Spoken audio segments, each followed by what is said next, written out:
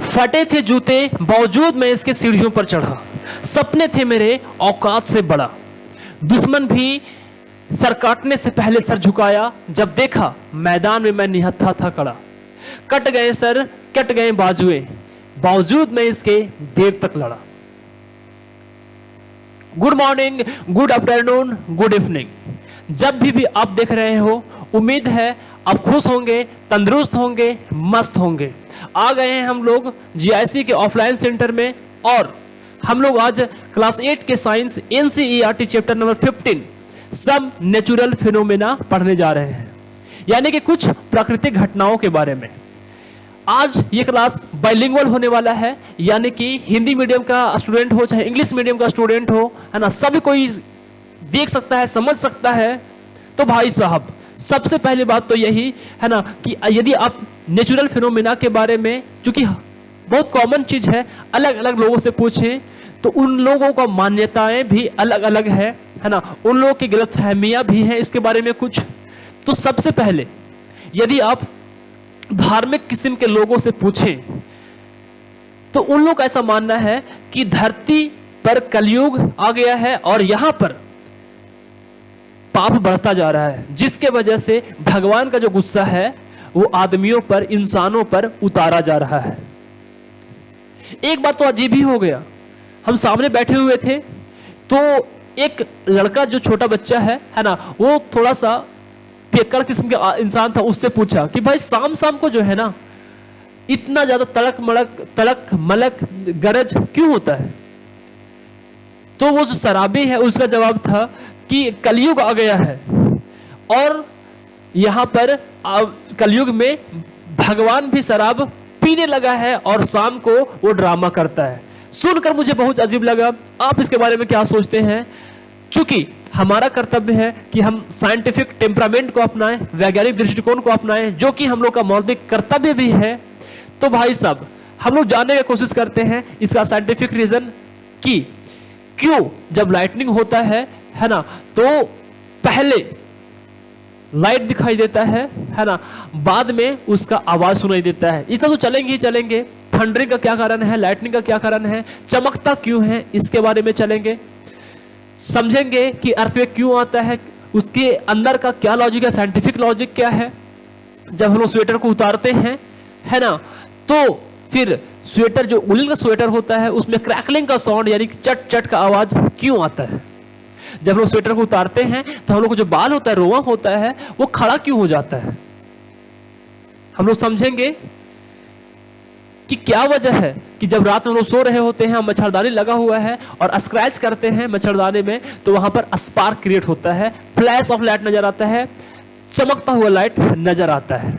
तो इन सभी सवालों का जवाब को ढूंढने के लिए बने रहिए मेरे साथ। तो सबसे पहले तो शुरुआत करते हैं कि क्या होता है नेचुरल फिनोमेना। अब सोचिए, नेचुरल फिनोमेना मतलब क्या होता है भाई?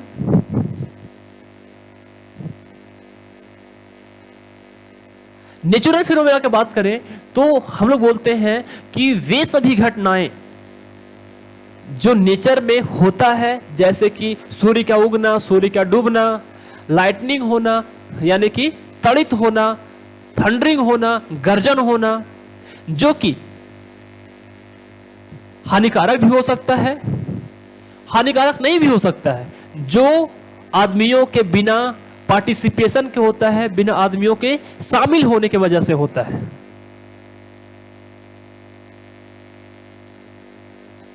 इसमें जो ह्यूमन है वो इंटरवेन ना भी करे, पार्टिसिपेट ना भी करे, फिर भी ये नेचुरल फिनोमेना होगा।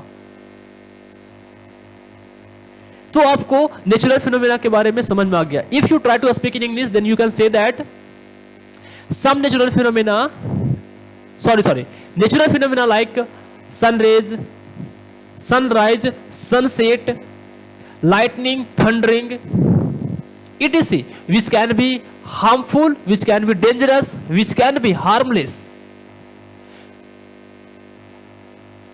which cause without participation of the human. That phenomena is known as natural phenomena. मेरे प्यारे भाई, यदि आपको इस चीज के बारे में समझना है तो सबसे पहले आपको समझना पड़ेगा चार्ज के बारे में, और चार्ज को भी जानने से पहले आपको जानना पड़ेगा एटम के बारे में। क्या होता है एटम? तो अब सिंपल सा आप समझिए कि एक लीजिए चौक, क्या लेना है आपको? लेना है चौक, और उसको तोड़िए, टुकड़ा करने के बाद फिर से उसको टुकड़ा कीजिए, फिर से टुकड़ा कीजिए, और एक समय ऐसा टुकड़ा आएगा जिसको हम लोग और भी टुकड़ा नहीं कर सकते हैं, उस टुकड़ा को हम लोग बोलते हैं एटम। यानी कि atom is the ultimate particle, है ना, मतलब अंतिम ऐसा टुकड़ा है जिसको और भी टुकड़ा नहीं किया जा सकता है। लेकिन वो जो एटम है ना, वो भी 3 तरह के सब एटॉमिक पार्टिकल, मतलब कि छोटा छोटा पार्टिकल से बना हुआ होता है, इलेक्ट्रॉन, प्रोटॉन और न्यूट्रॉन।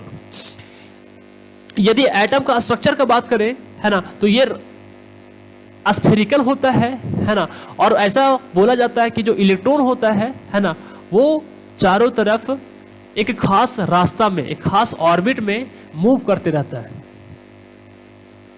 और इसके अंदर में होता है एकदम बिल्कुल बीचों बीच में, सेंटर में, केंद्र में एक होता है न्यूक्लियस, है ना, और इसमें प्रोटॉन होता है और फिर न्यूट्रॉन होता है।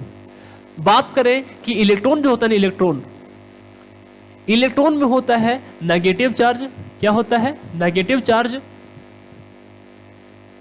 और फिर प्रोटॉन में होता है पॉजिटिव चार्ज,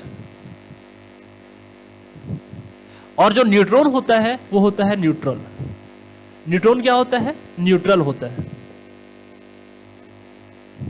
जब भी आपको, है ना, नेगेटिव चार्ज का बात करें, है ना, तो समझ लीजिएगा कि वो इलेक्ट्रॉन से रिलेटेड है। जब भी आपको पॉजिटिव चार्ज से बात करें तो समझ जाइएगा कि आप प्रोटॉन से रिलेटेड का बात किया जा रहा है। कोई चार्ज नहीं होगा मतलब न्यूट्रल होगा। जो एटम होता है वो ओवरऑल न्यूट्रल होता है, क्योंकि उसमें जितना इलेक्ट्रॉन होता है उतना ही प्रोटॉन होता है।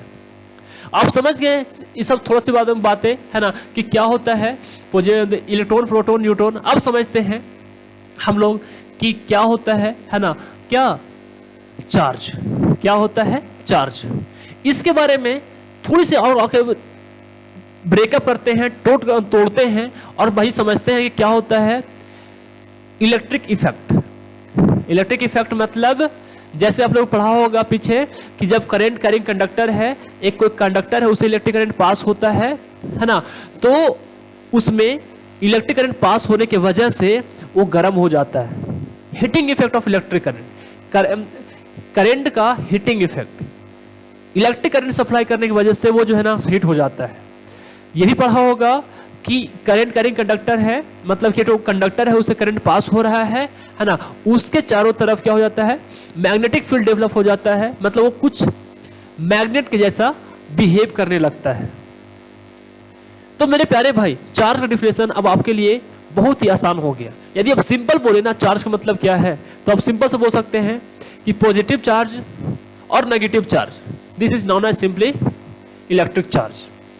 लेकिन थोड़ा सा और आप स्टैंडर्डिटी में जाएं तो बोले कि electric charge is the property of matter, मतलब किसी भी मैटर का, किसी भी पदार्थ का एक गुण है, which is related, which is associated, which is related with mass, मतलब उसके मास से जुड़ा हुआ है, उसके जो भार है उससे जुड़ा हुआ होता है। मतलब जिस भी सबस्टांस में, है ना, मास है उसमें चार्ज होगा। अब अगला ये बोलता है which can produce electrical effect और मैग्नेटिक इफेक्ट, जो कि इलेक्ट्रिकल इफेक्ट मतलब विद्युत प्रभाव भी उत्पन्न कर सकता है, या तो फिर चुंबकीय प्रभाव भी उत्पन्न कर सकता है। चार्ज के बारे में ये था।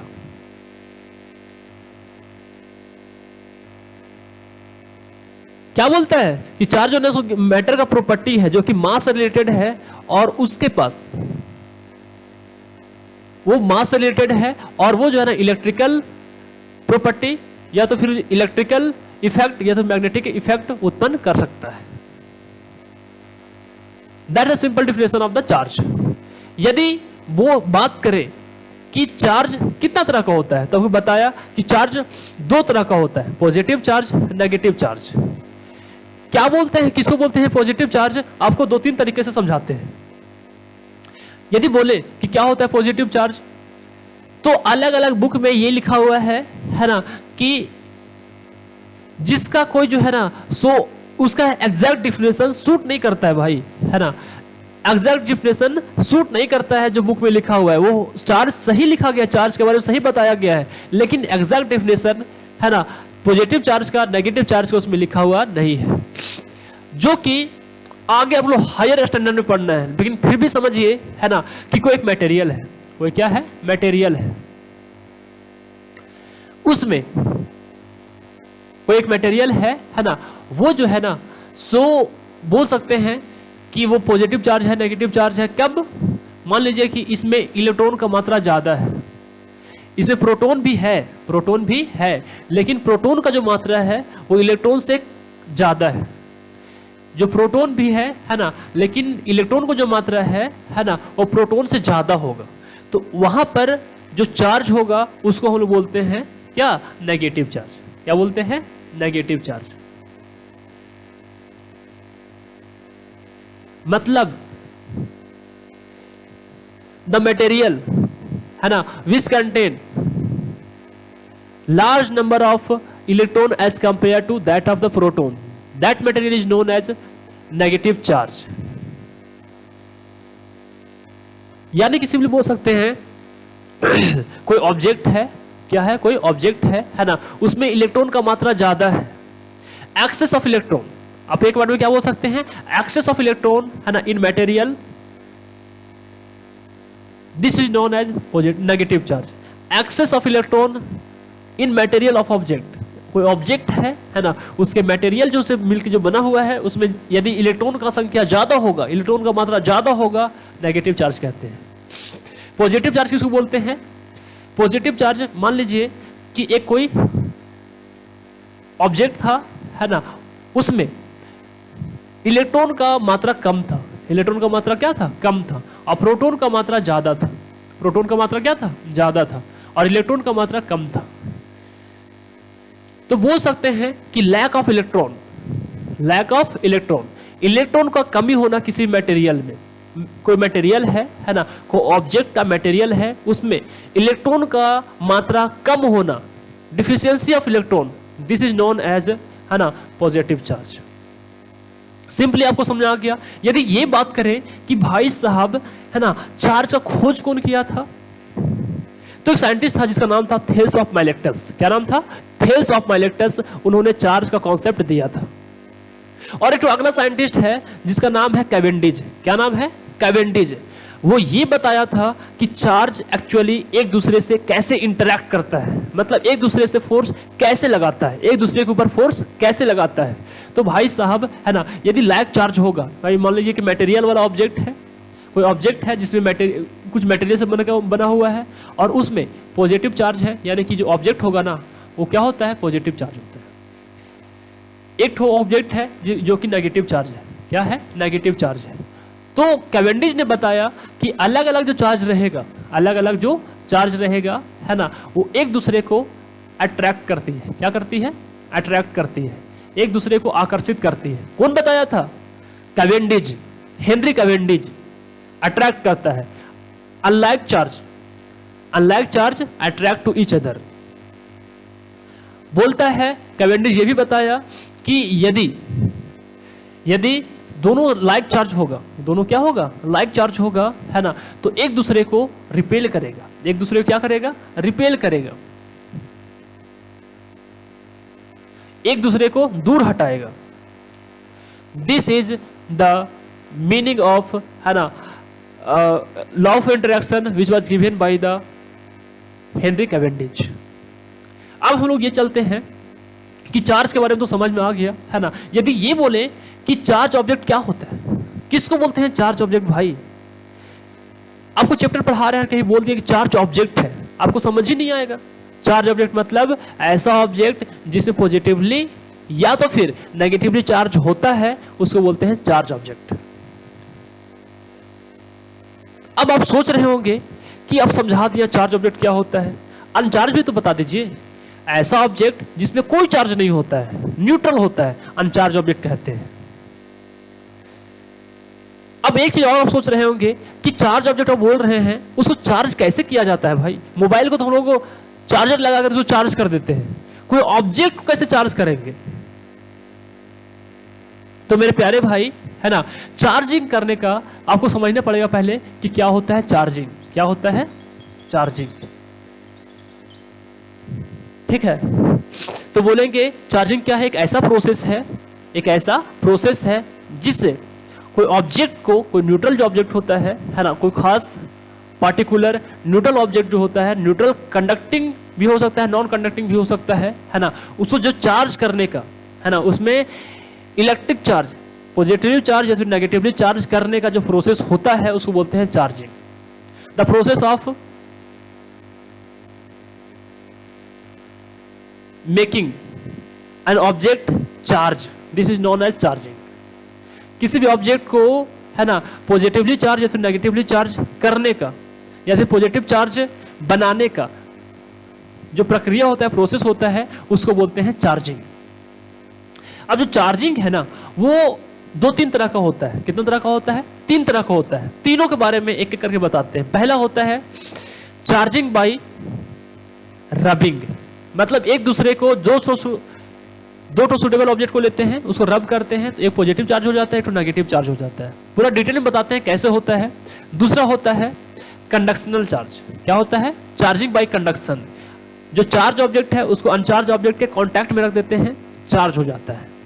तीसरा है इंडक्शनल चार्ज, मतलब जो चार्ज ऑब्जेक्ट है ना, उसके नजदीक में जो अनचार्ज ऑब्जेक्ट है उसको ले जाकर रख देते हैं बिना टच में, तब भी वो चार्ज हो जाता है। कैसे? चलिए देखते हैं। सबसे नंबर 1 चार्जिंग बाय रबिंग। इसको अलग अलग नाम से जाना जाता है, अलग अलग नाम से जाना जाता है। जैसे चार्जिंग बाय रबिंग बोल सकते हैं, या फिर बोल सकते हैं चार्जिंग बाय फ्रिक्शन बोल सकते हैं, या तो बोल सकते हैं, क्या बोल सकते हैं, है ना, फ्रिक्शनल चार्जिंग भी बोल सकते हैं। ठीक है, ये क्या होता है चार्जिंग बाय रबिंग? क्या बोलेंगे कि जब दो सुटेबल ऑब्जेक्ट को एक दूसरे से रब किया जाता है ना, तो एक ऑब्जेक्ट पॉजिटिव चार्ज हो जाता है और दूसरा ऑब्जेक्ट नेगेटिव चार्ज हो जाता है, उसको हम लोग बोलते हैं चार्जिंग बाय रबिंग। यदि चार्ज का हिंदी बोले तो उसको बोलते हैं आवेश। क्या बोलते हैं? आवेश, है ना। और फिर रबिंग का बात करें तो बोलते हैं घर्षण, यानी कि घर्षण से, है ना, आवेश उत्पन्न करने का प्रक्रिया। ठीक है ना, कैसे किया जाता है ना, उसके बारे में समझते हैं। तो मान लीजिए कि एक ठो लिए हैं ग्लास रड। क्या लिए हैं? ग्लास रड, ग्लास रॉड है ना, और ग्लास रड को रब कर रहे हैं सिल्क के कपड़ा से। किसे रब कर रहे हैं? सिल्क के क्लॉथ से। तो जो ग्लास रड है ना, वो हो जाता है पॉजिटिव चार्ज। क्या हो जाता है? Positive charge. और जो सिल्क का कपड़ा है वो हो जाता है नेगेटिव चार्ज। ग्लास रड नहीं, इबोनिट रड ले लिए। क्या होता है इबोनिट रड? यदि पूछे कि इबोनिट रॉड क्या होता है तो बोलेंगे रबर से, रबर वाला जो रॉड होता है, रबर का बना हुआ जो रॉड रहता है उसको बोलते हैं इबोनिट रॉड। और इसको जब उलन के कपड़ा से रब करते हैं, उलन के क्लॉथ से रब करते हैं, है ना, तो ये जो है ना हो जाता है नेगेटिव चार्ज और ये हो जाता है पॉजिटिव चार्ज। यानी कि यदि प्लास्टिक का कॉम होता है, किसका? प्लास्टिक का कॉम है, प्लास्टिक कॉम, यानी कि, है ना, जो प्लास्टिक वाला कंघी होता है उसको हम लोग फर से करते हैं, फर से, बाल से रगड़ते हैं, है ना, तो जो प्लास्टिक कॉम हो जाता है पॉजिटिव चार्ज हो जाता है और जो फर है वो नेगेटिव चार्ज हो जाता है। तो इस तरह से बातें होता है किसमें? Charging by rubbing. अब चलते हैं आगे की ओर, है ना, और समझने की कोशिश करते हैं क्या होता है चार्जिंग बाय कंडक्शन। क्या होता है चार्जिंग बाय कंडक्शन? मतलब एक है क्या चीज? Charge object. एक सौ क्या है? चार्ज ऑब्जेक्ट है। समझ लीजिए कि ये था charge object, plus positive charge था। इसमें क्या था? पॉजिटिव चार्ज था। और इसको एक स्टैंड पे खड़ा कर दिए हैं, और स्टैंड है सो इंसुलेटेड स्टैंड है, मतलब इंसुलेटर वाला स्टैंड है। अब इंसुलेटर वाला स्टैंड क्यों लिए हैं? इसके पीछे भी लॉजिक है। इसके पीछे भी क्या है? लॉजिक है। इसलिए क्योंकि यदि इंसुलेटर नहीं रहेगा तो जिसमें चार्ज है ना, वो फ्लो करके, है ना, ग्राउंड में चला जाएगा। अभी पूरा समझाते हैं इसके बारे में, थोड़ा सा समझिए आगे। यानी कि एक तो अनचार्ज ऑब्जेक्ट है, एक तो अनचार्ज ऑब्जेक्ट है लेकिन कंडक्टिंग है, इलेक्ट्रिसिटी कंडक्ट कर सकता है, और उसको है ना इसी टच में रख दिए। क्या कर दिए? इसके टच में रख दिए। जब टच में रख देंगे है ना, सटा करके रख देंगे, तो इसमें जो पॉजिटिव चार्ज है वो इसमें ट्रांसफर होना शुरू होगा, है ना। क्या होगा? ट्रांसफर होना शुरू होगा। तो पॉजिटिव चार्ज ये भी, पॉजिटिव चार्ज ये भी, तो पॉजिटिव चार्ज चारों तरफ क्या हो जाएगा? पॉजिटिव चार्ज चारों तरफ फैल जाएगा, क्योंकि इसमें पॉजिटिव चार्ज है ना, इसमें चार्ज ट्रांसफर होना शुरू हो जाएगा, क्योंकि ये कंडक्टिंग है, इलेक्ट्रिसिटी कंडक्ट करता है, चार्ज फ्लो हो सकता है, कंडक्टर है। तो इस तरह का जो चार्जिंग का मेथड है उसको हम लोग बोलते हैं चार्जिंग बाय कांटेक्ट। या तो फिर आप ऐसे भी बोल सकते हैं, है ना, कि एक तो ये है चार्ज ऑब्जेक्ट है, ये क्या है? चार्ज ऑब्जेक्ट है, उसमें प्लस पॉजिटिव चार्ज है चाहे नेगेटिव चार्ज है ना। उसको दूसरा ऑब्जेक्ट मान लीजिए कि एक तो ऐसा ऑब्जेक्ट था, इसको चार्ज करना था, न्यूट्रल था, है ना, जो कि स्टैंड में लगा हुआ था, इंसुलेटेड स्टैंड पे खड़ा था। जब इसको टच में करके रख देंगे, है ना, जब पॉजिटिव चार्ज वाला को इसके न्यूट्रल वाला ऑब्जेक्ट के टच में रख देंगे, है ना, न्यूट्रल होना चाहिए लेकिन कंडक्टिंग होना चाहिए, उसको टच में रख देंगे तो जो अनचार्ज ऑब्जेक्ट है वो चार्ज हो जाता है, उसको हम लोग बोलते हैं चार्जिंग बाय कंडक्शन। मतलब आप बोलेंगे कैसे, लिखेंगे कैसे, है ना, उसके बारे में आप बोल सकते हैं कि the method of charging in which uncharge object is kept in the contact of charge object. जब अनचार्ज ऑब्जेक्ट को चार्ज ऑब्जेक्ट के कॉन्टेक्ट में रखते हैं तो uncharge object, then uncharge object get charge. This is known as charging by conduction. अब हम लोग समझते हैं क्या होता है चार्जिंग बाय इंडक्शन। क्या होता है charging by induction? Charging by induction, induction मतलब होता है उत्पन्न होना। क्या होता है? इंड्यूस होना, प्राप्त हो जाना, ठीक है। तो मान लीजिए कि यहां पर है पॉजिटिव चार्ज। क्या है? पॉजिटिव चार्ज है ये, है ना, और ये एक स्टैंड पे खड़ा था, इंसुलेटेड स्टैंड पे खड़ा था, है ना। इसके पास में जब कोई कंडक्टिंग, क्या बोले, कंडक्टिंग मतलब इलेक्ट्रिसिटी कंडक्ट करने वाला मेटल, है ना, इसके पास ले जाकर रखते हैं, इसके पास में ले जाकर के रखते हैं, तो क्या होता है, ये जो है ना, यहाँ पर पॉजिटिव चार्ज है तो इसके साइड में नेगेटिव चार्ज उत्पन्न हो जाता है, नेगेटिव चार्ज इंड्यूस्ड हो जाता है, इंडक्ट हो जाता है, प्राप्त हो जाता है, और उसके अपोजिट साइड में पॉजिटिव होता है, क्योंकि ओवरऑल है ये न्यूट्रल। ओवरऑल क्या है? न्यूट्रल है। जितना पॉजिटिव चार्ज रहेगा उतना ही नेगेटिव चार्ज होगा, लेकिन पॉजिटिव चार्ज के सामने ले जाकर रखेंगे तो अपोजिट चार्ज डेवलप हो जाता है, क्योंकि एक दूसरे को अट्रैक्ट करता है। जब ऐसा होगा, है ना, उसके बाद इससे हमको कोई मतलब नहीं है, ऐसा उत्पन्न हो गया सिचुएशन, उसके बाद फिर यहाँ पर जो सिंपली टच कर देंगे तो जो पॉजिटिव चार्ज है हम लोग को हाथ में आ जाएगा, है ना, क्योंकि हम लोग कंडक्टर है, और ये पॉजिटिव चार्ज यहाँ से खत्म हो जाएगा। उस तरह से यहाँ पर जो नेगेटिव चार्ज है ना वो चारों तरफ फैल जाएगा और ये नेगेटिवली चार्ज हो गया। पहले था अनचार्ज, पहले था न्यूट्रल, अब हो गया charged. This method of charging is known as induction, charging by induction. क्या बोलेंगे आप, है ना, कि the method of charging in which क्या बोलेंगे?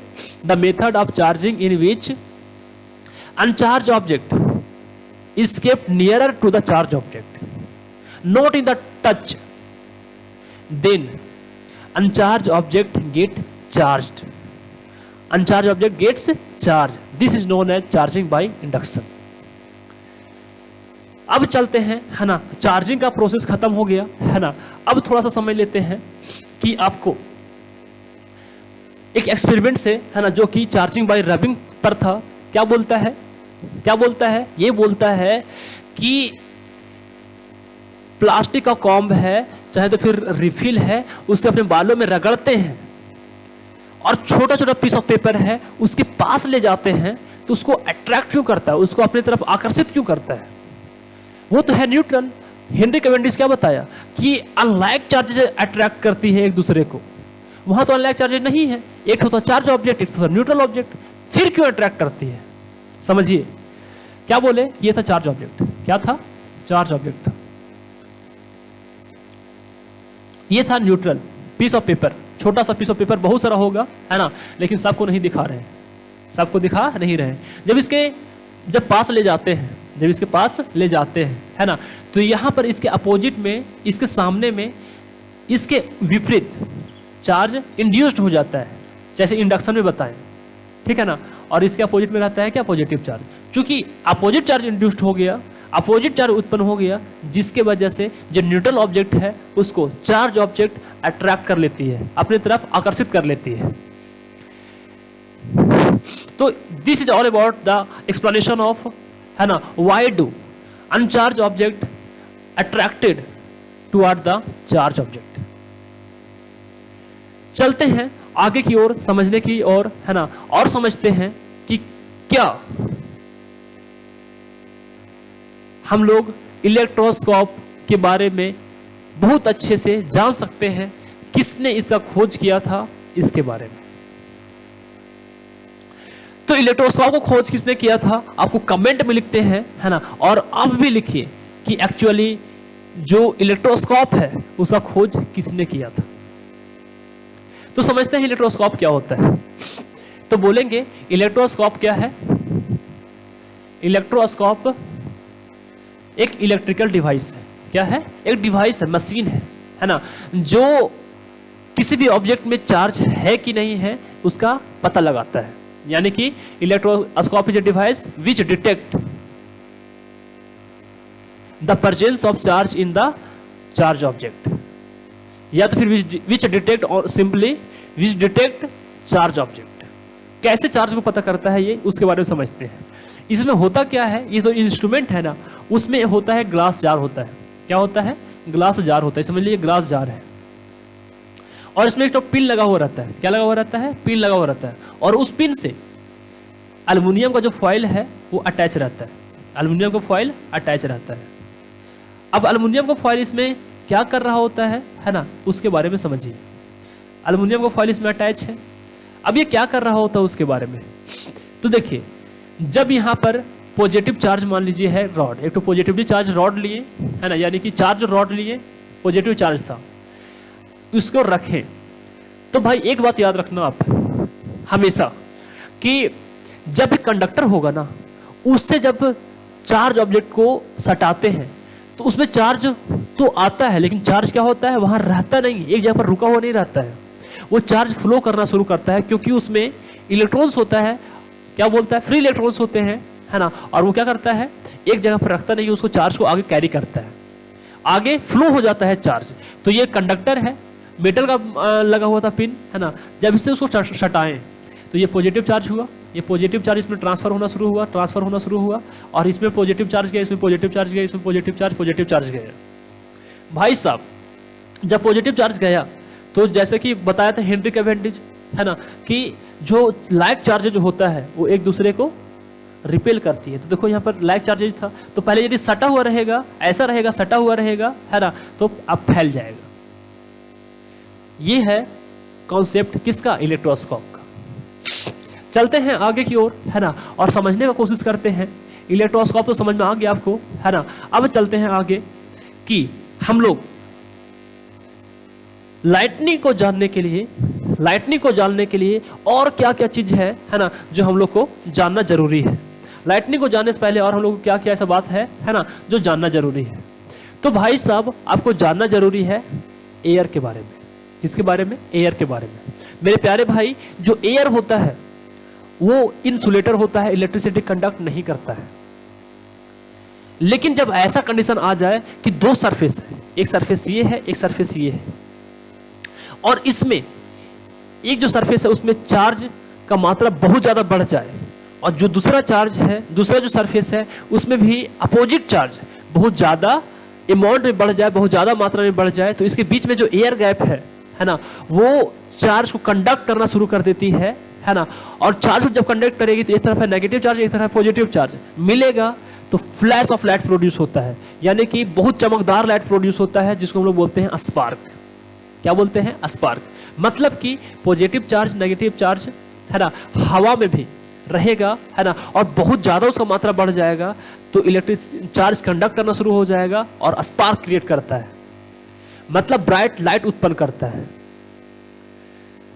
अब ब्राइट लाइट तो उत्पन्न करता है, साथ ही साथ है, क्यों उत्पन्न करता है ब्राइट लाइट, इसके पीछे वजह है। इलेक्ट्रिसिटी जब कंडक्ट करना शुरू कर देता है ना एयर में, तो जो वहां पर एयर है वो जलना शुरू हो जाता है, ग्लो करना शुरू कर देता है ना, जिसके वजह से लाइटनिंग प्रोड्यूस होता है।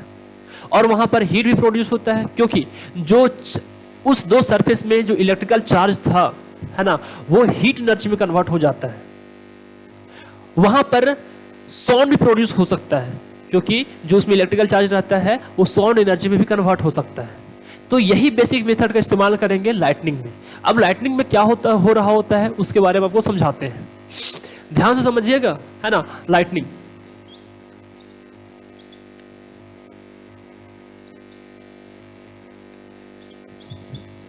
हैव आई रिटन है ना स्पेलिंग ऑफ द लाइटनिंग है ना, राइट और रॉन्ग, ठीक है। तो भाई साहब लाइटनिंग कोई पूछ दिया आपसे कि क्या होता है, तो क्या बोलोगे कि bright flash of light produce the cloud. बादलों में जो ब्राइट लाइट का फ्लैश उत्पन्न होता है, प्रोड्यूस होता है, उसको हम लोग सिंपली बोलते हैं लाइट। तड़ित हिंदी में क्या बोलते हैं, बादलों में चार्ज के वजह से है ना जो स्पार्क यानी कि है ना जो चमकीला प्रकाश उत्पन्न होता है उसको हम लोग क्या बोलते हैं लाइटनिंग। अब क्यों होता है इसके बारे में, तो भाई साहब पहले वाटर जो है ना इवापोरेट हुआ है ना, अब वाटर वेपर बना, जाके बादल बना। जब बादल बनता है ना, तो बादल कंबाइन होकर के एक बहुत बड़ा काला काला बादल के रूप में बन जाता है, जिसको हम लोग बोलते हैं है ना क्लाउड स्टॉर्म। क्या बोलते हैं, क्लाउड स्टॉर्म। मतलब कि बादल बना और फिर काला काला बादल बन जाता है, आसमान में जाकर के क्लाउड स्टॉर्म बन जाता है। जब वो वाटर इवापोरेट हो रहा होता है और बादलों में जा रहा होता है, तो जो बादल है पहले से बादल बना हुआ है, और जो वाटर इवापोरेट हो रहा है और ऊपर जा रहा है बादल में, वो बादल काला काला बादल से जाकर टकराता है। पहले ये बादल है, जो वाटर इवापोरेट हो रहा है वो बादल में जाकर टकराता है। टकराने के वजह से वह उसको रब करता है, रगड़ता है, जिसके वजह से जो अपर पार्ट है क्लाउड का वो पॉजिटिव चार्ज हो जाता है, और जो लोअर पार्ट रहता है क्लाउड का वो नेगेटिव चार्ज हो जाता है। क्या बोले कि क्लाउड है ऊपर में, वो नीचे से जा रहा है वाटर वेपर, इसको रब करता है। क्या करता है, रब करता है। बादलों को जो वाटर वेपर है वो रब करता है, रगड़ता है, जिसके वजह से जो अपर पार्ट ऑफ क्लाउड रहता है वो पॉजिटिव चार्ज हो जाता है, और लोअर पार्ट ऑफ जो क्लाउड रहता है वो नेगेटिव चार्ज हो जाता है। अब यही प्रोसेस बहुत समय तक कंटिन्यू रहता है, और ऊपर में पॉजिटिव चार्ज जमा होते रहता है, नीचे में नेगेटिव चार्ज जमा होते रहता है। अब बताया था वो जस्ट कि पॉजिटिव चार्ज और नेगेटिव चार्ज बहुत ज्यादा मात्रा में होगा हवाओं में, तो क्या होगा, ऐसा हो जाता है पॉजिटिव चार्ज यहाँ पर बहुत ज्यादा है और यहाँ पर नेगेटिव चार्ज बहुत ज्यादा है, तो इसके बीच में जो हवा है ना, वो इलेक्ट्रिसिटी कंडक्ट करना शुरू कर देती है। तो नेगेटिव चार्ज पॉजिटिव चार्ज से जाके मिलेगा, और क्या होगा, बहुत ज्यादा मात्रा में फ्लैश ऑफ लाइट उत्पन्न होगा, स्पार्क उत्पन्न होगा, जिसको हम लोग बोलते हैं लाइटनिंग। और साथ ही साथ वहां पर लाइट के साथ साथ साउंड भी प्रोड्यूस होगा, क्योंकि उसमें जो इलेक्ट्रिकल एनर्जी होता है वो लाइट एनर्जी में कन्वर्ट होता है। जो वहां के उसके बीच में जो हवा रहता है वो जल रहा होता है, और फिर हीट एनर्जी में कन्वर्ट होता है, क्योंकि इलेक्ट्रिकल डिस्चार्ज हो रहा होता है। जो उसमें इलेक्ट्रिकल चार्ज होता है, मतलब इलेक्ट्रिकल एनर्जी होता है, वो हीट एनर्जी में कन्वर्ट हो रहा होता है। जो इलेक्ट्रिकल एनर्जी होता है वो साउंड एनर्जी में कन्वर्ट हो रहा होता है, जिसके वजह से हम लोग को लाइटनिंग और थंडरिंग फील होता है। ये तो था पूरा का पूरा लाइटनिंग के बारे में। मेरे प्यारे भाई, आपको यह भी समझना जरूरी है कि चलिए ठीक है, समझा गया आपको लाइटनिंग क्या होता है।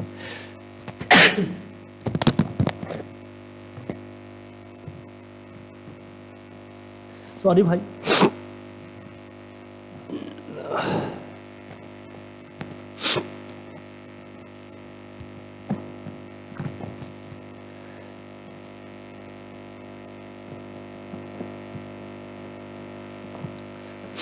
अब समझते हैं हम लोग है ना कि लाइटनिंग का हम लोग क्या क्या इफेक्ट देख सकते हैं।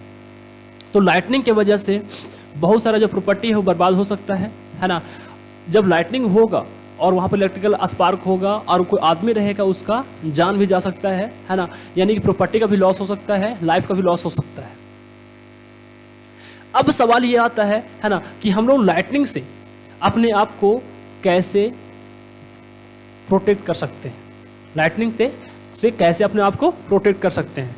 तो भाई साहब, लाइटनिंग से हम लोग बहुत सारे तरीके से क्या कर सकते हैं, प्रोटेक्ट कर सकते हैं। तो पहले बात जो है ना, सब लोग देखा होगा कि स्कूल होता है, बड़ा बड़ा बिल्डिंग होता है, उसमें लगाया जाता है लाइटनिंग कंडक्टर।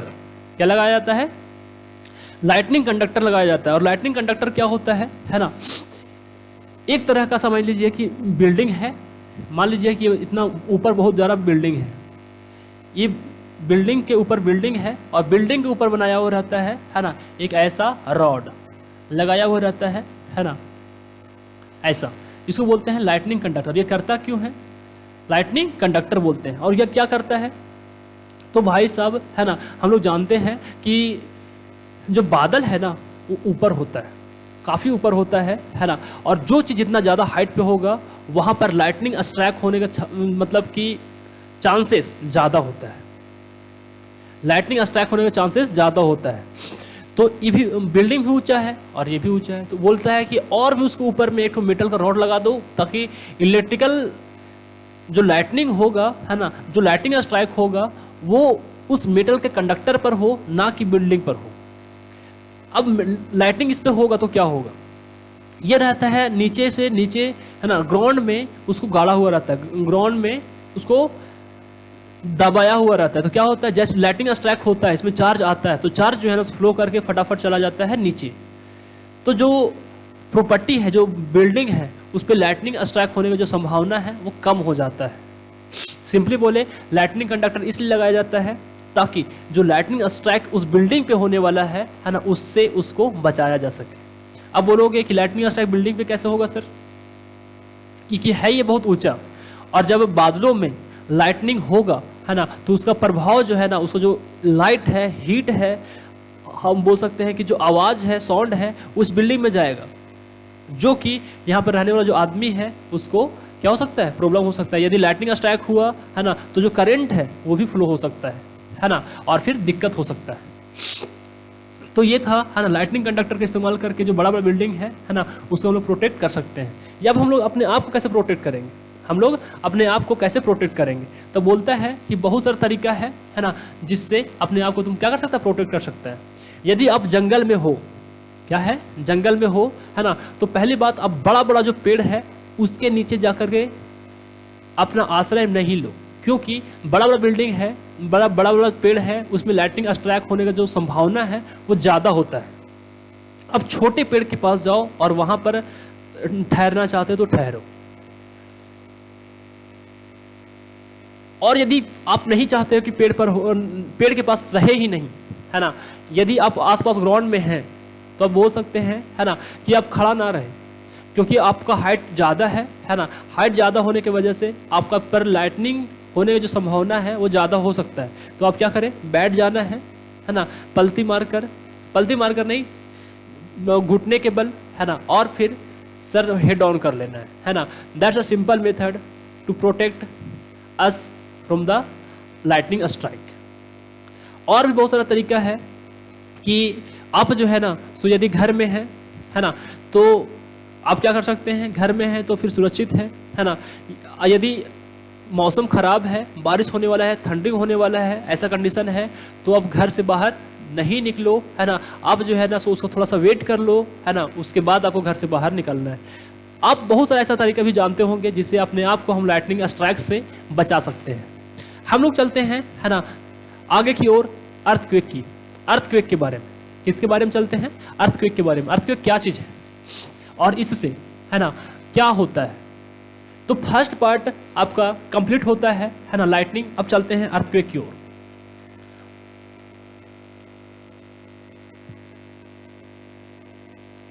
क्या होता है अर्थक्वेक, तो बोलेंगे कि अचानक धरती का हिलना बहुत ही कम समय के लिए, क्या बोले कि बहुत कम समय के लिए अचानक धरती का हिलना क्या कहलाता है, अर्थक्वेक कहलाता है।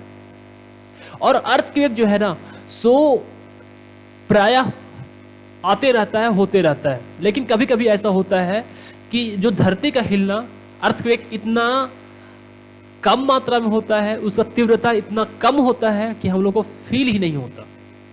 कभी कभी उसका जो तीव्रता है वो इतना ज़्यादा हो जाता है कि आदमी का लाइफ भी जा सकता है, आदमी का ज़िंदगी भी जा सकता है, प्रॉपर्टी का लॉस भी हो सकता है, मतलब हानिकारक हो सकता है, डेंजरस हो सकता है, जानलेवा हो सकता है।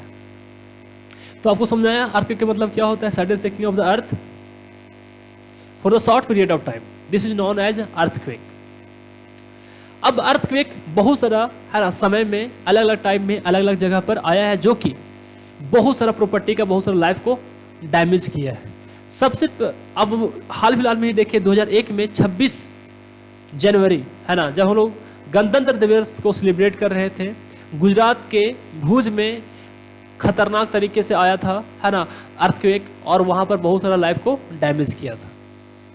और बात करें आगे तो 8 अक्टूबर है ना 2005 को एक ठो जगह है ना कश्मीर साइड में, जिसका नाम है, क्या नाम है उसका? उरी। क्या नाम है?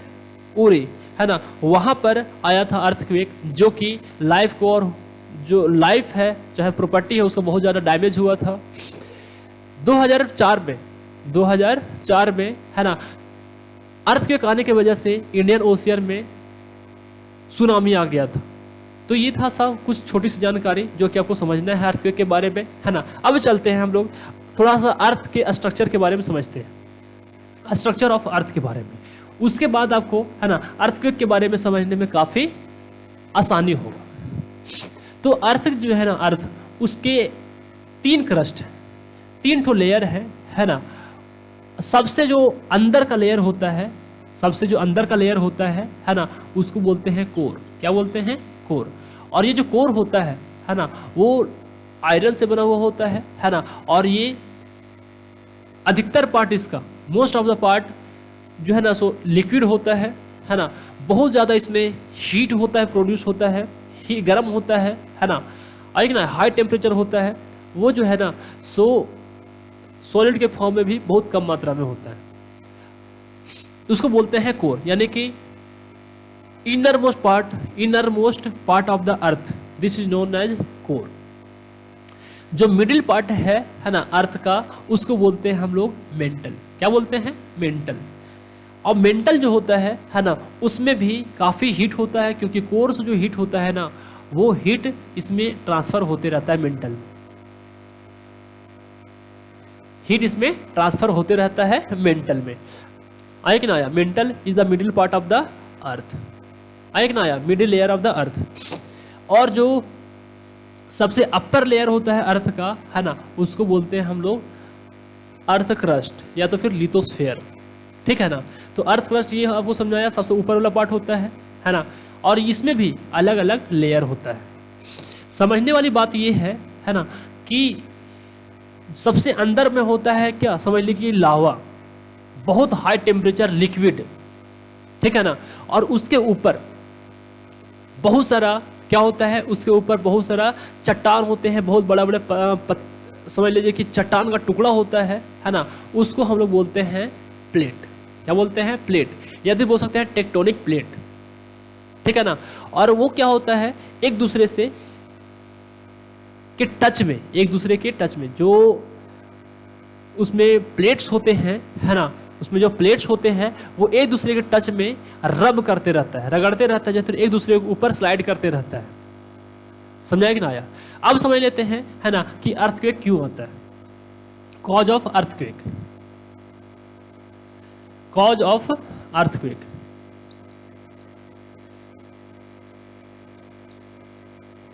तो अर्थक्वेक जो है ना, सिंपली बोल सकते हैं आप है ना कि जो प्लेट्स होते हैं है ना, एक दूसरे के टच में जब मूव करता है तो हो सकता है ऐसा कि मूव करते करते चूंकि एक दूसरे के बीच में घर्षण हो रहा होता है ना, क्या हो रहा होता है? रबिंग हो रहा होता है ना, एक दूसरे को घसीट रहा होता है ना। कभी कभी ऐसा भी सिचुएशन आ जाए, हो जाता है, जिसके वजह से जो प्लेट है, वो जो टेक्टोनिक प्लेट है, वो जो प्लेट है वो उसका मूवमेंट रुक जाता है।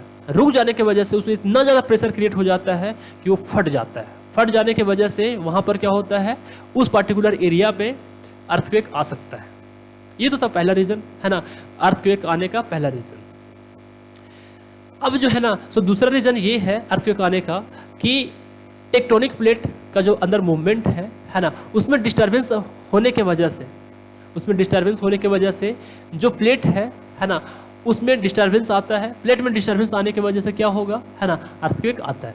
सिंपली बोले कि इंटरनल रीजन में प्लेट में डिस्टर्बेंस होने की वजह से क्या होता है ना, अर्थक्वेक आता है।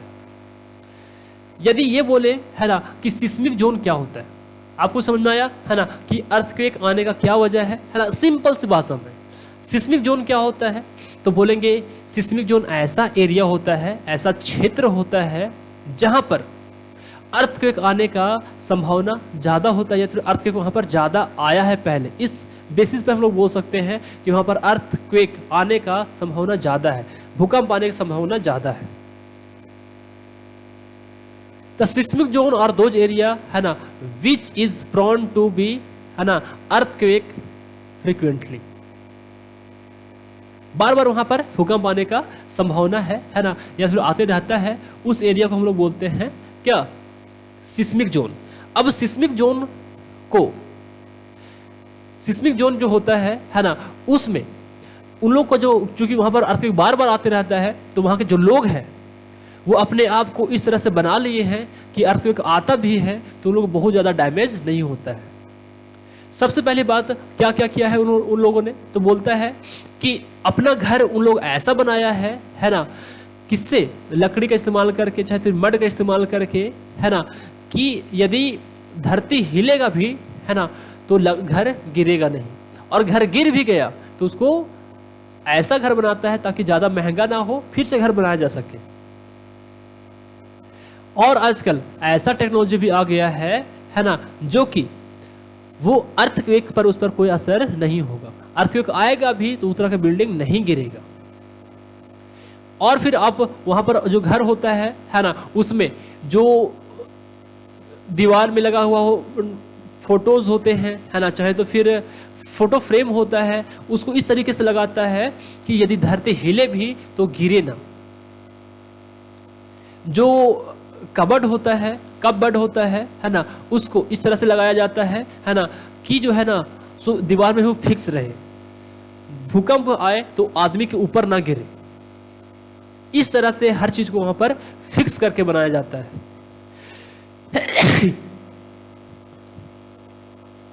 तो ये था, है ना, कि उन लोग अपने आप को कैसे अडेप्ट किया है उस, है ना, अर्थक्वेक प्रोन एरिया में।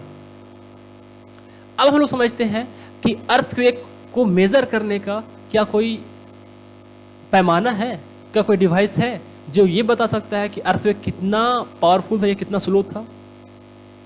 इसको जो जानने से पहले एक चीज मैं आपको ये बता दूं, है ना, कि बहुत सारा ऐसा नेचुरल फिनोमेना होता है ना, जिसको हम लोग डिटेक्ट कर सकते हैं, पहले से पता लगा सकते हैं, है ना, कि ये फिनोमेना होने वाला, ये घटना होने वाला है।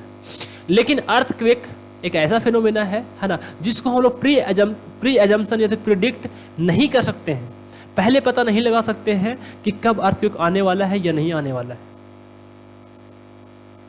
तो जिसके वजह से हम लोग अच्छे से प्री प्लानिंग नहीं कर पाते हैं, है ना, जिसके वजह से कोई डैमेज हो सकता है, प्रॉपर्टी का लॉस हो सकता है।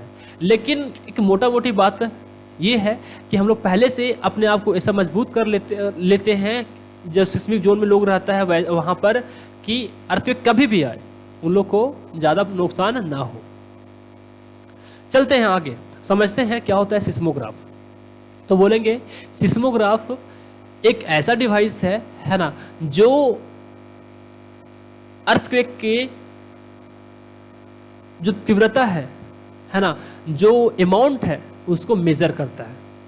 क्या बोले सिंपल में, कि अर्थक्वेक आया, कितना तीव्र गति से आया था, कितना तेजी से आया था, है ना, कितना ज्यादा नुकसान किया है ना, उसको मापने का एक यंत्र है, मशीन है ना, जिसको हम लोग बोलते हैं क्या, सिस्मोग्राफ। और सिस्मोग्राफ क्या होता है, जैसे नाम पता चल रहा है, सिस्मो, है ना, मतलब जो अर्थक्वेक है ना, उसका ग्राफ बनाता है। वो कैसे बनाता है ना, ये जो है ना, तो समझ लीजिए कि तो राउंड रहता है शेप में, क्या रहता है, राउंड का शेप में रहता है, लगा हुआ रहता है ना। इसके ऊपर पेपर लगाया हुआ रहता है, क्या रहता है, इसके ऊपर पेपर लपेटा हुआ रहता है इस गोल चारों तरफ। पेपर क्या करता है, उसमें ऊपर एक लगा हुआ रहता है सिंपली पेन, क्या लगा हुआ रहता है, पेन, इसमें है पेन लगा हुआ। और जैसे ही अर्थक्वेक आता है तो ये हिलना शुरू होता है। जब हिलने शुरू होता है और इसमें ऐसा फिट रहता है कि ये क्या करे, गोल गोल घूमे, गोल गोल घूमे, रिवॉल्व करे।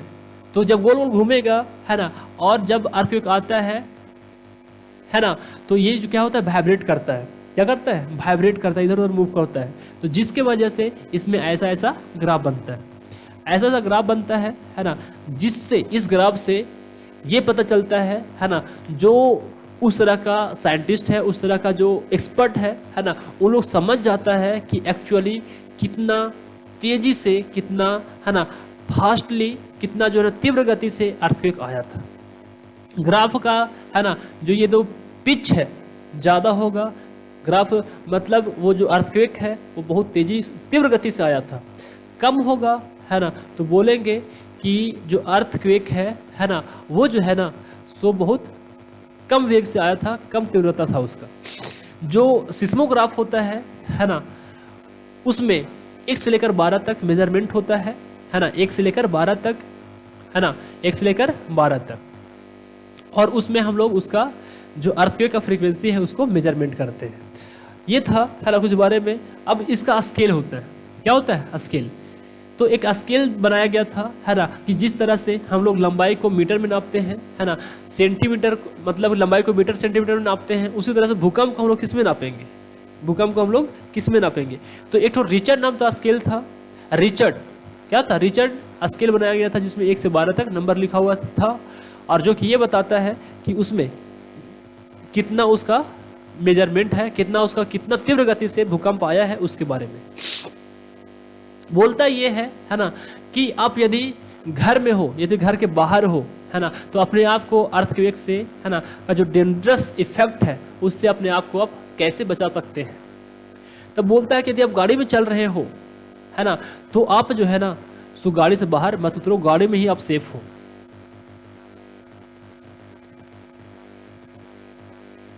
बोलता है यदि आप घर में हो है ना, तो क्या करो, जहां टेबल है ना, वो उसके नीचे चले जाओ है ना, ताकि जितना भी सामान गिरे ना टेबल के ऊपर गिरे, आपके माथे में चोट ना लगे। बोलता है ना, कि यदि आप ट्रैवलिंग कर रहे हो है ना, तो ट्रैवलिंग कर रहे हो तो वही आप वहीं पर रहें जहाँ पर जिस चीज़ से जा रहे हैं उसी में रहें, और बाहर ना निकले, ठीक है ना। आपके सामने यदि कोई कबर्ड है ना, कबर्ड है ना, मतलब कि अलमारी है, तो उससे दूर रहें, वो आपके ऊपर गिर सकती है। तो बहुत सारी सावधानियां हैं जिससे कि आप अपने आप को अर्थक्वेक से बचा सकते हैं। तो ये चैप्टर पूरा का पूरा हुआ द एंड है ना। मिलते हैं आपसे अगले वीडियो में अगले कॉन्सेप्ट के साथ। तब तक के लिए जय हिंद, वंदे मातरम, गुड बाय।